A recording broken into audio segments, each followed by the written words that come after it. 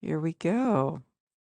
Well, thank you so much. This is our next installment of the Stepping Stones interviews with faculty, and I'm happy to be interviewing Dr. David Washburn. So, do you want to introduce yourself and generally tell us a little bit about what your research is on? David Washburn, I'm a professor emeritus at the language at Georgia State University in the Department of Psychology and Neuroscience, previous director of the Language Research Center at Georgia State University, and currently enjoying retirement as a professor of psychology at Covenant College. For the last 35 years or so, I've been studying variations on the question of how it is that we come to control attention. Mm. So, what are the determinants of attention? What are the forces that compete at any given time for our attention? And how does that differ both across individuals and across groups, where groups include species? So, I've been studying attention and its control in monkeys and apes, and in humans, children and adults, individuals with attention deficits, and typically developing individuals, people who are um, struggling with attention in various ways, and people who seem to do well with their attention.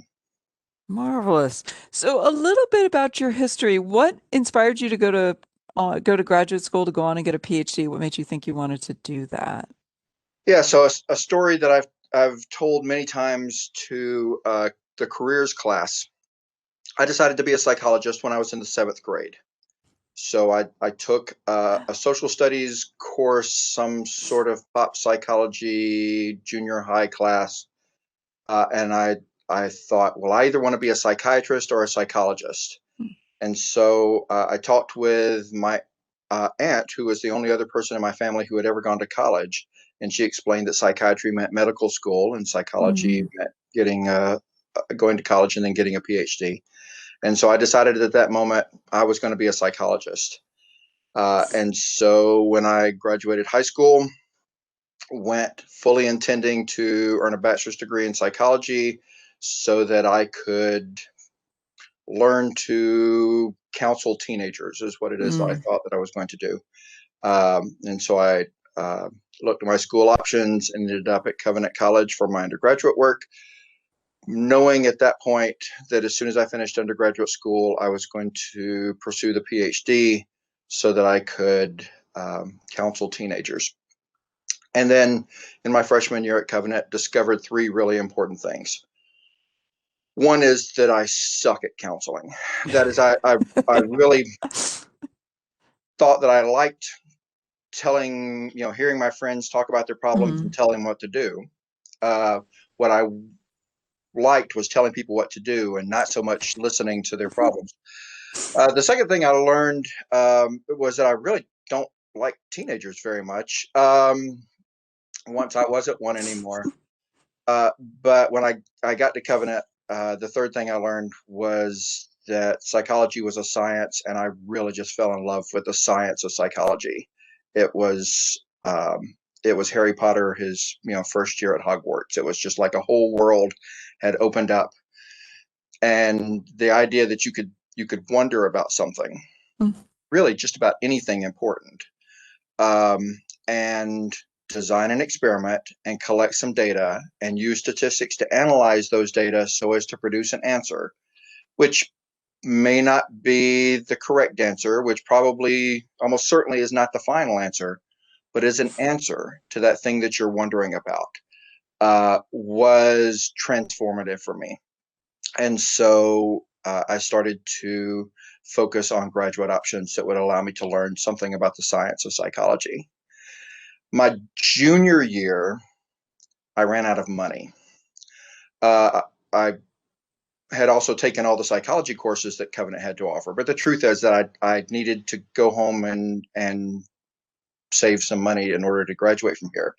And so I went back home and became a transient student at the university that was close to home, this little place called Georgia State University, where I was an undergraduate student and took a cognitive class with Professor Tom Putney, And one day early in the semester, he asked whether anyone would like to work in his lab, and I volunteered.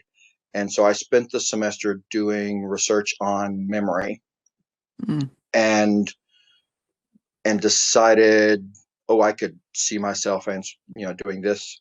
So when I applied for graduate schools, one of the places that I applied, kind of my backup option because there were places that I was much more attracted to, was to work with Professor Putney at Georgia State University. Was fortunate to be accepted there and a number of other places. And one day, naive little undergraduate student, got a phone call from Professor Dwayne Rumbaugh, who is chair of the psychology Mm. department at Georgia State. And Professor Rumbaugh proceeded to explain to me all the reasons why these other, really great graduate schools were in fact really great graduate schools. But what I really should do, the best place for me was Georgia State. By the time that phone was over, I was heading for a PhD in cognitive psychology at Georgia State and was going to work for my graduate stipend at the Language Research Center. Mm. And there you are. And there I am. My goodness. What do you, thinking back to your graduate years, is there anything that you wish someone had told you to prepare you for graduate schools, or something you wish someone had told you? Something that someone actually did tell me, but they told me relatively late in the game, and I didn't know it before then, and I wish that I had known it before. Graduate school is a marathon; it's not a sprint. Graduate school is in many ways an endurance contest. Mm. It's not as much a test of what you know and what you can learn. Those are certainly important. It's not a test of how well connected you are in the field, although that turns out to be important. In many ways, graduate school is an endurance test. It's a test of, can you persevere? It's a test of, how do you adapt, and are you resilient? It takes time. Some of us squeezed our 5 or so years of graduate school into 9. But even for the people for whom it takes a shorter period of time, it's a marathon. And Mm. so in many ways, then it's very much like the career that you're going to have after graduate school. The things that you're doing are microcosms and kind of protected and sheltered and mentored and structured versions of every grant you're going to write, every negative student evaluation you're going to get, every job you're going to apply for and Mhm. interview. And perseverance turns out to be one of the defining characteristics of the students that succeed versus the students that struggle. Mm. So I heard someone said that to me as I was working on my dissertation. I would have loved to have heard that as I was applying for graduate schools. Forewarned. So Right. what would you say your biggest challenge was in grad And school? I think my biggest challenge was doing the things that graduate school required of me while while somehow living life, paying bills Mm. on a graduate stipend. I came to graduate school married with a baby on the way, Ooh. so Ooh. having a family and making time for um, the people who were precious to me while doing the things that were necessary to thrive in graduate school. uh, Looking back on it, I have no idea how we lived on the very Nothing. generous stipend of $8,000 a year. I have no idea Exactly. how our current graduate students live on the stipend that they receive. Yeah. Uh, so, so what you're doing in graduate school, I mean, all the stuff you're doing in class and all the things that you're learning and all the research opportunities that you have, and if you're a clinical student, the clinical opportunities that you have, all of those things are why you went into psychology. They're the thing you want to do for the rest of your life. But finding a way to do it and keep the lights turned on Uh, and keep is nothing short of miraculous. I don't know how I accomplished it. I don't know how you accomplished it. I don't know how our current students accomplish it. Um, Everything else, is just jumping into what it is that you were hoping to do for the rest of your life. Mm-hmm. Mm-hmm. So what do you think kept you going if you had to put your finger on it? What was something that sort of helped you keep going?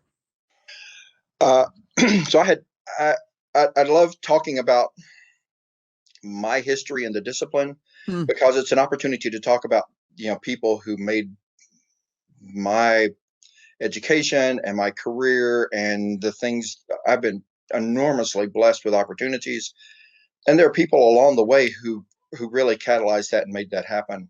I had really, really very consistent, generous support from people like Dwayne Rumbaugh, who provided mm, that graduate stipend and who very generously worked with me to try to make it possible for me to live with a growing family and mm, stay in graduate school.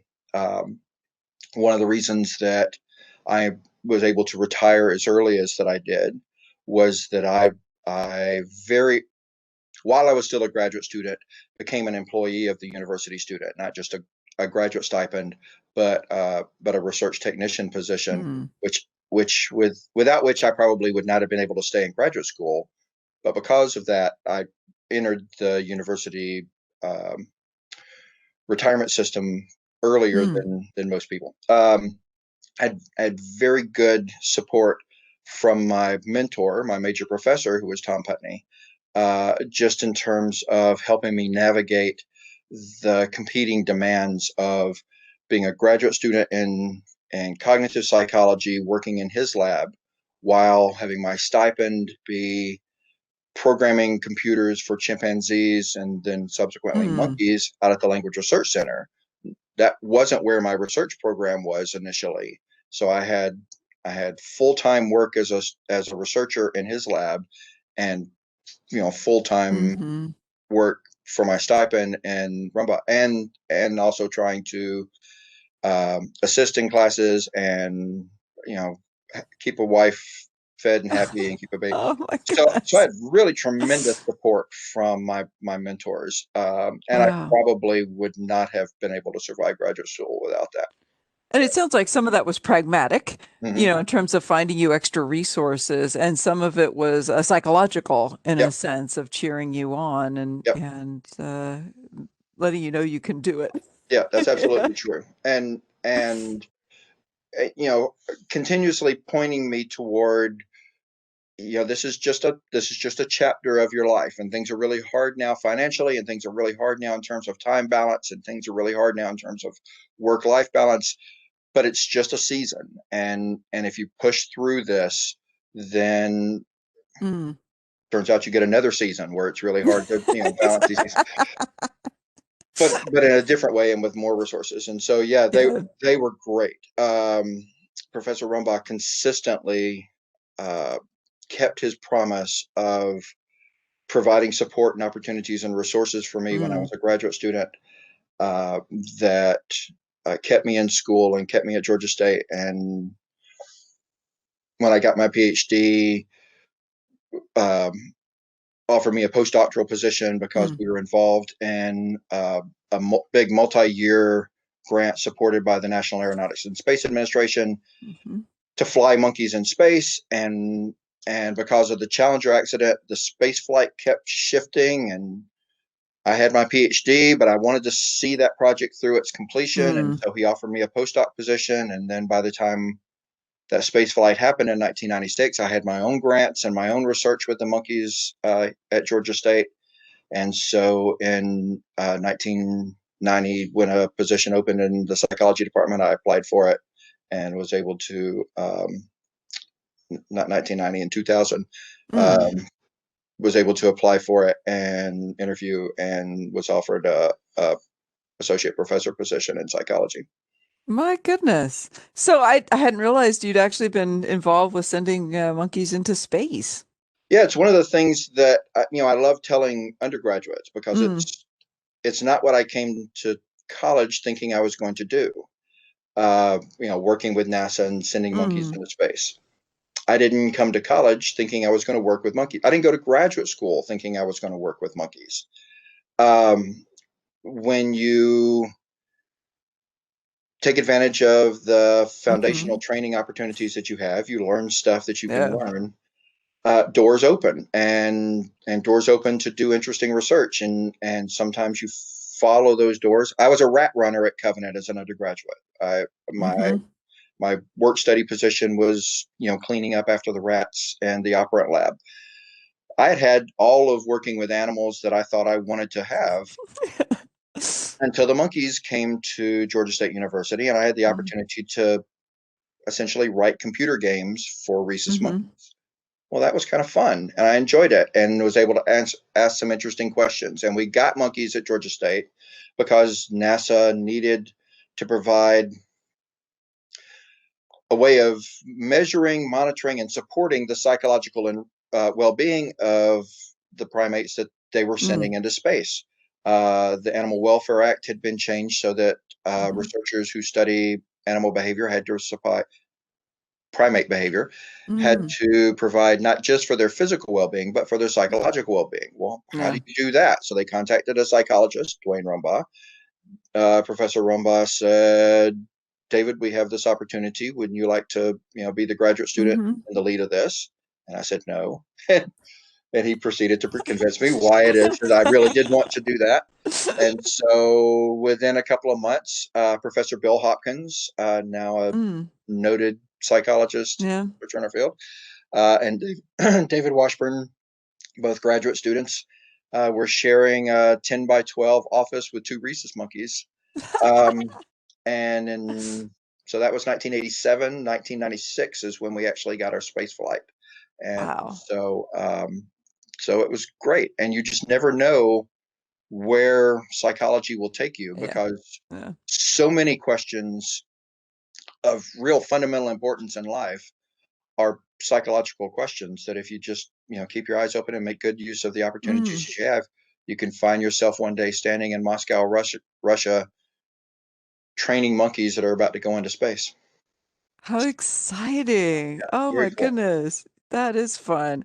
Yeah. So one of the questions that we have is it seems like for almost everyone who enters a PhD program, no matter what program they go into, no matter how well prepared they are, there's always some concept, some idea that it seems like everybody else in the lab understands and they don't necessarily you always your first year you're sitting there going, I really don't have a grasp of this concept. And um when you often you just keep your head down and keep going until you get it. Did you have that experience and what was the concept?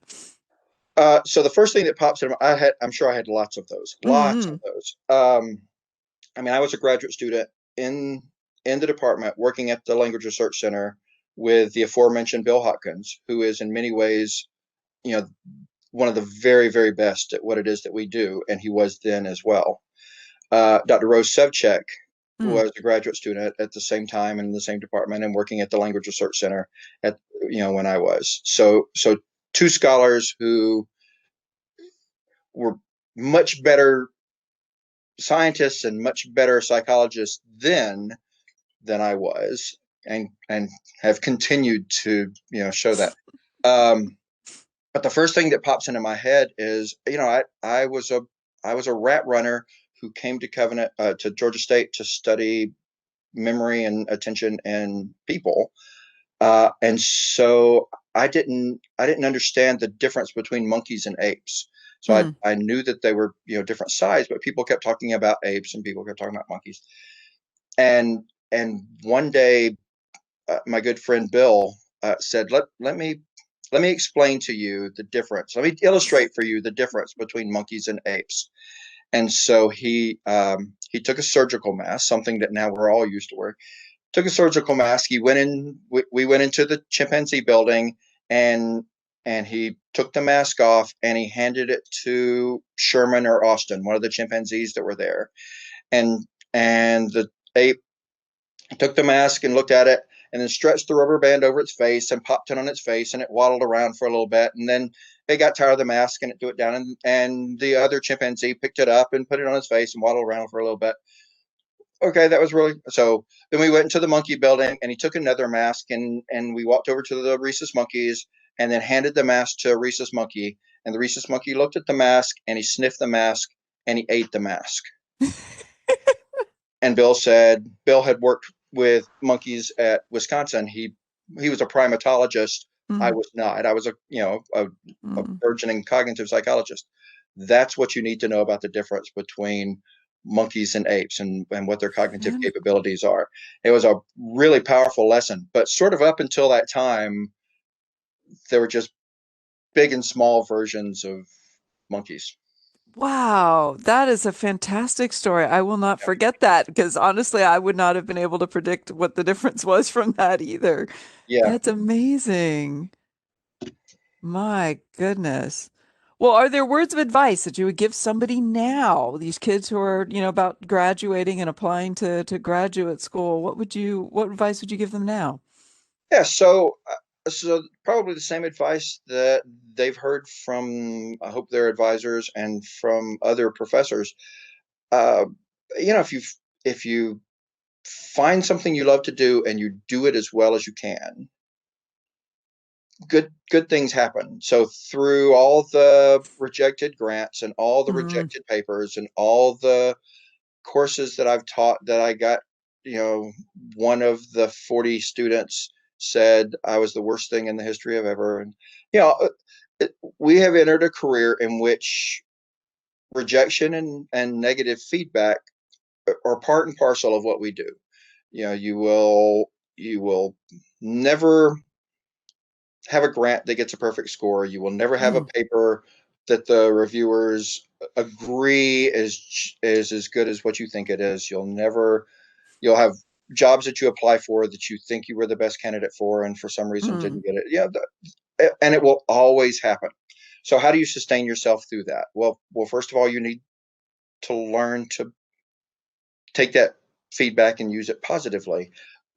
But fundamentally, you just hold on to what it is that brought you into psychology. You find things that you're really, really passionate about. You do them as well as you can. And then my experience has been there's always a market for that. mm, Opportunities always open up for that. People always want to read about research that you're passionate about and that is well done. You always have opportunities for service within your college or your community or your discipline if people see that you're really passionate about the questions that you explore and you're genuinely interested in exploring them as well as possible. You're always learning about, how can I better study this or intervene here or lead in this way. Um, so rather than focusing on the outcome, you mm, talk to a faculty member like Jess Turner, who has accomplished tremendous things, or David Washburn, who has sent monkeys in space, mm, or any other faculty member, and you look at the end and you say, well, I want to get to that end. What you do is you focus on, well, what's the next step that you have, and how do you do that as mhm. enthusiastically as possible? And the end just sort of weaves its way. I couldn't have written the story of all the ways that I've been blessed in this Mm, career, all the things that I've had the opportunity to do when I was an undergraduate or when I was a graduate student or when I was an early career psychologist. I couldn't have anticipated all the ways that my career would have taken me. What I knew is what was the next opportunity that was available to me and what was fun about that and how I could, really throw myself into that. And then you look back on when you have, a gray beard and you're very, very old and you say, wow, that turned out really cool. that worked out pretty well. Marvelous. Well, thank you so much for your time and for answering these questions. And we will make sure that this gets uploaded and shared and hopefully shared with lots of people for whom it will be useful. Well, I appreciate the opportunity to talk with you. I do not envy the task of trying to edit this together. As I look at the clock and I see that I've talked nonstop but Marvelous. um, but I think this is a tremendous resource, not just for our graduate students and potentially our undergraduate students, but also for our Mm, colleagues to get to know each other really well. yeah, I'm really And enjoying this. so thanks for doing it. It's been fun. No problem. Thanks so much, and we will chat again, I'm sure. Very good, Jessica. Take All care. right, bye-bye.